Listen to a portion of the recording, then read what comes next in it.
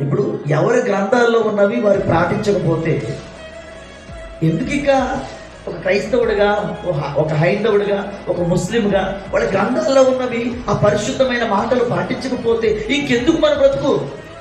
అందుకనే బైబిల్ ఏమనుంది? సర్వలోకానికి వెళ్ళి సువార్త ప్రకటించండి అని దేవుడు చెప్పాడు. మరి పాటించొద్దా? సువార్త ప్రకటించమన్నాడు. నమ్మేవారు నమ్ముతారు, నమ్మని వారు నమ్మరు. కానీ మనం చేయవలసిన పని చేయాలి కదా. దేవుని సేవకుడిగా, ఒక క్రైస్తవుడిగా చేయవలసిన పని చేయాలి. చేయవలసిన బాధ్యత ఉంది. ఈ కమ్యూనికేషన్ ద్వారా, లేకపోతే బహిరంగంగానో, లేకపోతే ఏదో ఒక రూపంలో సువార్త ప్రకటించండి అని చెప్పాడు దేవుడు. మరి చెప్పమన్నప్పుడు చెప్పాలి కదా. మన గ్రంథంలో ఉన్నవి మనం పాటించకపోతే మరి అది నేరం అవుతుంది కదా. ధర్మశాస్త్రాన్ని ధిక్కరించిన వారు అవుతాం కదా. అందుకనే ఎవరి గ్రంథాల్లో ఉన్నవి ఆ సిద్ధాంతాలు, దేవుడు అనుగ్రహించిన మాటలు వారు పాటిస్తే మంచిది. యేసే నిజమైన దేవుడు, ఆయనే గొప్పవాడు. అది మన విశ్వాసం, అది క్రైస్తవుడిగా మన విశ్వాసం.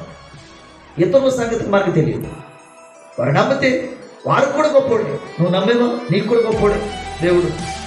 కాబట్టి ఈ రోజున సమాధానంగా సువార్త అనేది వెళ్ళినప్పుడు అనేక మంది అంగీకరిస్తారు.